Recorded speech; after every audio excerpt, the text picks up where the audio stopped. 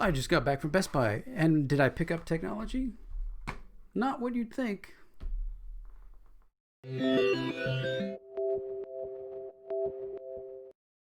Hey, this is Tom's Tech Show, and strictly not completely technology, but I do kind of I do some maker things like my lights in the back here that are blinking, and that's all an Arduino.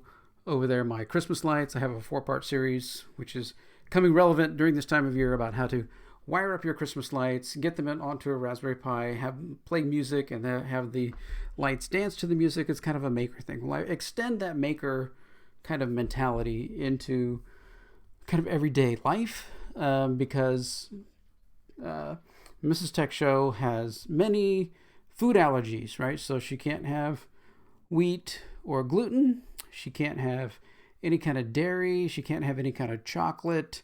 And she doesn't eat any meat at all. So all these things are to manage her health and everything. She's extremely healthy, which is awesome because of it.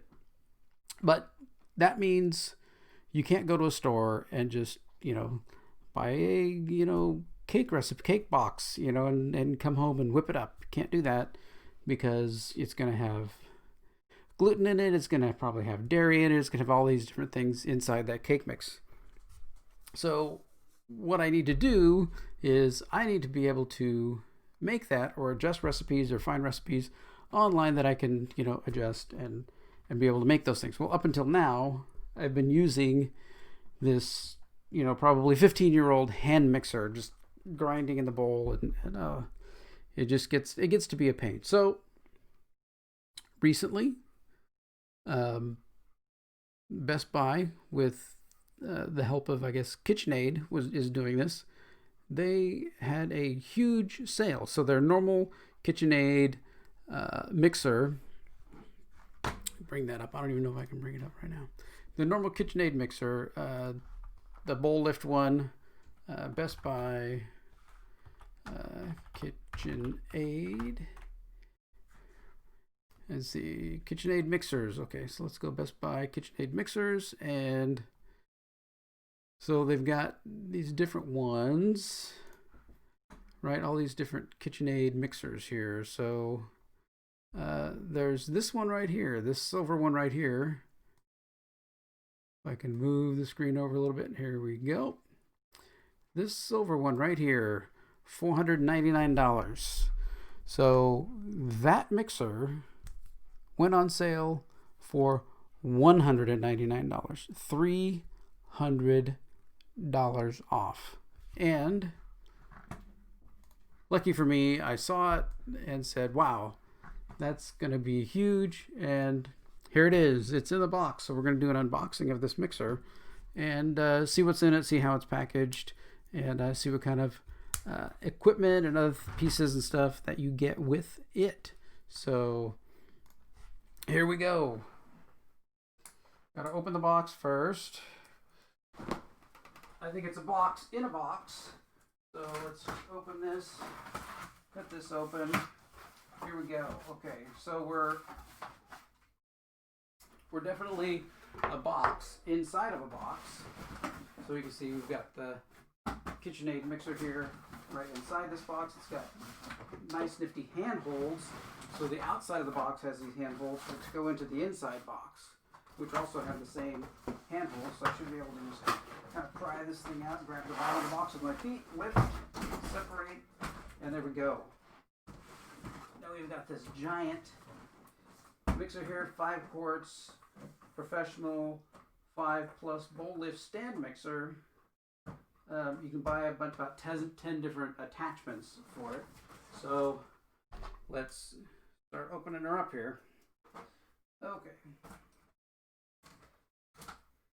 Here we go. This open. Get this part open. And here we go. So the top of the box is simply, we've got a important information before you first use. So there's some things that we have to adjust and everything else on this little sheet here. It gives us some special instructions. Of course, they're going to give me a big chart of all of the accessories that you can buy for it. Huge line of different things you can attach to it, which is the fun part. And then inside here is the mixer. I can see there's some different attachments down on the bottom. We've got this little beading attachment here. Then we've got, that's one. That's right off the top. So let's lift it right out. Alright. Move that over. Here we go. And pull this other foam off. There we go. And boom. Now we've got power cord. It has one attachment on right now, which is kind of the whisk beater, and inside the box, the bottom of the box, is this kind of batter kind of mixer blade thing there. Nothing else stuck in the styrofoam. Got to make sure there's no other pieces stuck into that. We also have some other things in here. We have hand wash only. Make sure you only hand wash everything. Registration. Then you register your mixer, and a complete full lift mixer guidebook. So tell you how to use it and all that. So that's pretty exciting. Okay, so for some reason we need a little orange zip tie between here, probably to see whether it's been used or not.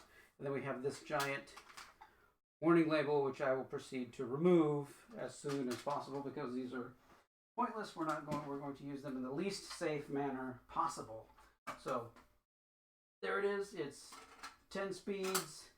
It has the front here that you can hook the attachments up to, which is cool. On this side is the bowl lift lever that allows you to raise and lower the bowl. So yeah. So there we go. I think it's going to be good. Here, let me move the camera a little bit. I can only go down so far. Okay. Hold on. There we go. All right. I'm walking over the dog. So that's a big problem here is if you look down here, there's large dog, 100 and whatever pounds. I think he's down to 106 pounds or something. Oh my gosh. He's just a giant dog. So, but anyway, yeah, so we've got this little KitchenAid guide here that lets us go through how to wash everything, how to set everything up, all the little blades that they give you. There's supposed to be one more blade somewhere, I think. It's supposed to have the little blendy blade that goes along the edge, I thought. So let's see. Nope, those three. So they're just those three. Okay, so the biggest thing I'm going to be like doing a lot of new cooking stuff. I mean, my goal is to at some point have take all these recipes and different things that I am making up kind of from scratch and create a kind of a cooking channel for people who have extreme allergies and things that work and things that, you know, taste good. That's always the problem. I mean, just right now, if you can believe it, it's being a huge problem just trying to find really good gluten-free flour. We find that some flours are okay for like general things, just like some basic cookies. Other flours you can't use and get them to rise. Like if you're making bread or something, you can use the cheap Walmart gluten-free flour, which they have a blend of it. You can use that to make cookies. Like I make peanut butter cookies, I make snickerdoodles. Those are a couple of the favorites that I make. But you can't use that flour to make anything that rises, like rising deep dish pizza crust or anything like that. That is just not going to work. There's not enough structure in that. So I'm working on trying to find out, you know, type of flour I can use. I'm probably going to end up with like the King Arthur gluten-free flour. That seems to, from what I'm reading, work pretty well at getting structure to rise. I mean, I tried adding extra xanthan gum and all kinds of things to give it the ability to rise more, but the Walmart flour just can't do it for, whatever reason. But it's been a challenge. And so, if other people are out there that, are also eating differently or by necessity most often, I think, if you're gluten-free or you're gluten intolerant or you have celiac disease or something like that. We have a friend who has celiac disease, several friends that have celiac disease, and, they can't even go near it, so we try and keep, which is why I switched to also eating like Mrs. Tech Show, because if I'm cooking with something that has dairy or gluten in it, and then some of it gets into food that we're making for her, then everything just goes, that's a 5-day migraine for her, and we can't have that. So it's just easier to switch over. I mean, I still eat fish, and we do eat eggs, so we're like, so she's a ovo vegetarian, and I'm a pesca ovo vegetarian. I don't know these words, who knows? But anyway, that's the first step, is getting a super nice mixer, getting away from the, crazy hand mixer that we've been using, so I can start doing some other things. And then eventually we're moving to Florida. The house we're looking at is going to, we need a house with a really nice kitchen, so I can set up, lights and be doing videos inside the kitchen. The kitchen we have now is horrible. It's terrible. But we rent, and we're leaving California. Exit California. Yay. So we're doing that. But this is a big step. So it falls into the maker world, I still think, because I'm putting things together, making things, even though they're being eaten, it's still a maker thing. I mean, I make, little cupcakes and have stamps that stamp them out into little, Mickeys and different things like that, and make, all kinds of crazy things, but all in the name of trying to find something good to eat that's gluten-free and dairy-free. There you go. Step 1, KitchenAid mixer. All right. Okay. If you have any comments about anything about if you have one of these things and how you use it or anything like that, then, comment down below. Like, share, subscribe this video to all your cooking friends. And thanks for watching. Take care.